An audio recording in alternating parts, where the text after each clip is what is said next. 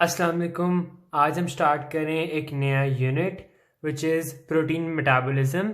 यह है लिपिन-कोड का चैप्टर नंबर 19 और इस पूरी सीरीज़ में हम देखेंगे लिपिन-कोड का चैप्टर नंबर 19, 20 और 22 का थोड़ा सा पार्ट। स्टार्ट करते हैं चैप्टर नंबर 19 से, जिसका नाम है अमाइनो एसिड नाइट्रोजन डिस्पोजल। मतलब जो नाइट्रोजनस कंपाउंड्स हमारी बॉडी में आते हैं उनको हमने डिस्पोज कैसे करना है। किसी चीज़ को हम डिस्पोज कब करते हैं? जब पहले हम उसको इस्तेमाल करते हैं, फिर जो उसका हिस्सा बच जाता है या वो चीज़ उसका जो कि हमारे काम का नहीं होता, हम उसको डिस्पोज कर देते हैं। तो इसी तरह हम इस चैप्टर में देखेंगे कि हम अमीनो एसिड्स को इस्तेमाल करने के बाद किस तरह उनको डिस्पोज ऑफ करते हैं। सबसे पहले है ओवरऑल नाइट्रोजन मेटाबॉलिज्म। मेटाबॉलिज्म में क्या आता है? कैटाबॉलिज्म और एनाबॉलिज्म। तो इस हेडिंग में बस ये लिखा हुआ है कि हम इस चैप्टर में देखेंगे कि नाइट्रोजन की कैटाबॉलिज्म और एनाबॉलिज्म किस तरह होती है और किन पाथवेज के जरिए होती है। जिसके लिए हमें सबसे पहले पता होना चाहिए कि अमीनो एसिड पूल क्या है। अमीनो एसिड पूल, इसकी कोई स्ट्रक्चरल रियलिटी नहीं है, इसकी कोई एनाटॉमिकल रियलिटी नहीं है कि आप इसे आइडेंटिफाई करके बता दो कि अच्छा ये पूल है, इसकी ये बाउंड्रीज है तो यहाँ पे अमीनो एसिड्स होंगे। नहीं, इसको बस एक कॉन्सेप्ट है। इस पूल का हम अपने जहन में एक कॉन्सेप्ट बनाते हैं और इसे कहते हैं कि ये पूल जो होता है ना, it serves as a store house for amino acid supply. Amino acid की एक कांस्टेंट सप्लाई के लिए हमें ये पूल अपने जहन में इमेजिन करना पड़ता है। किसी भी स्ट्रक्चरल रियलिटी नहीं होती। इसे हम एनविजन करते हैं, हम सोचते हैं कि all amino acids belong to a single entity. सारे amino acids, essential, non essential और भी कोई हैं, तो वो सारे एक ही एंटिटी को बिलोंग करते हैं जो कि है अमीनो एसिड पूल। और ये है वो एंटिटी, ये देखें अमीनो एसिड पूल। इसकी अमाउंट है तकरीबन 90 to 100 grams of amino acid इस पूल में होते हैं। और this is the centre of whole body nitrogen metabolism. सारी बॉडी की जो नाइट्रोजन मेटाबॉलिज्म है वो ये 90 to 100 ग्राम का पूल कंट्रोल कर रहा होता है। पहले हम देखते हैं कौन सी ऐसी चीज़ें जो कि इस पूल को इंक्रीज करेंगी या इस पूल में आ रही हैं।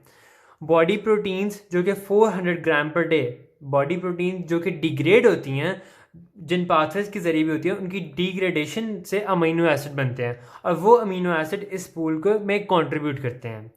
Next, dietary proteins. Dietary proteins जो भी हम खाते हैं वो इस पूल में कंट्रीब्यूट करती हैं। Dietary proteins person to person और एक्सेस टू एक्सेस वेरी करती है। कोई बंदा ज़्यादा गोश्त खाता है उसमें प्रोटीन ज़्यादा होंगी, जो कम खाता है उसमें उसकी कॉन्ट्रीब्यूशन इस पार्ट की कम होगी। Next, synthesis of non essential amino acid. अच्छा देखिए, एसेंशियल अमीनो एसिड्स तो डाइटरी प्रोटीन से आ गए, जो नॉन एसेंशियल अमीनो एसिड्स हैं उनकी हमारी बॉडी में डिनोवो सिंथेसिस होती है। वो सिंथेसिस होने के बाद उनकी ब्रेकिंग से भी जो अमीनो एसिड बनते हैं वो भी इसी पूल को कंट्रीब्यूट करते हैं ना। तो ये तीन चीज़ें फनल डाउन होके आ गई अमीनो एसिड पूल को इंक्रीज करने में। अभी अमीनो एसिड पूल किस काम के लिए इस्तेमाल होता है? इससे दोबारा हमारी बॉडी करती है बॉडी प्रोटीन्स बनाने में, जो कि सेम एज द अमाउंट है जितनी बॉडी प्रोटीन डिग्रेड होती हैं एक नॉर्मल हेल्दी फिजियोलॉजिकल स्टेट में, उतनी ही बॉडी प्रोटीन्स दोबारा रीसिंथेसाइज होते हैं। इसे कहते हैं protein turnover, simultaneous synthesis and degradation of proteins. इसे कहते हैं प्रोटीन टर्नओवर और इसकी वैल्यू कांस्टेंट रहती है। इसके अलावा अमीनो एसिड पूल की मेटाबॉलिज्म के बाद प्रोटीन्स अमीनो एसिड को डिग्रेड किया जाता है, जिससे बनता है कार्बन डाइऑक्साइड और वाटर। अगर इनको ग्लूकोनियोजेनेसिस में इस्तेमाल करें तो ग्लूकोज और ग्लाइकोजन बन जाता है।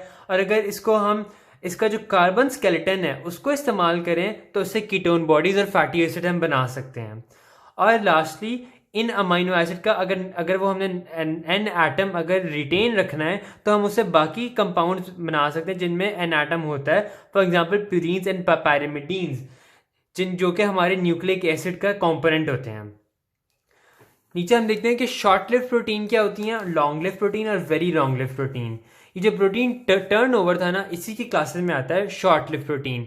वो प्रोटीन जिनको रैपिडली डिग्रेड कर दिया जाता है, जो कि होती हैं रेगुलेटरी प्रोटीन्स। अमूमन लॉन्ग लिव प्रोटीन जिनकी थोड़ी हाफ लाइफ होती है, जिनको कुछ अरसे बाद डिग्रेड किया जाता है, इनमें आते हैं अक्सर हमारे पेप्टाइड हार्मोन्स।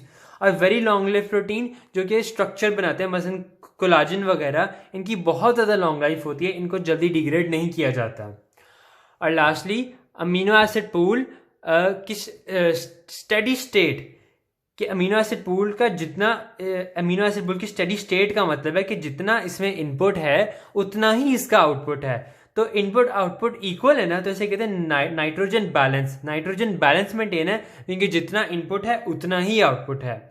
अगर ये बैलेंस बढ़ा हुआ है तो इसका क्या मतलब है कि nitrogen intake is more than nitrogen excretion. Positive balance का मतलब है। और अगर ये बैलेंस कम हुआ है, इसकी तादाद कम हुई है, इसका मतलब है कि इनटेक हमारी कम है और नाइट्रोजन की एक्सक्रीशन ज्यादा है।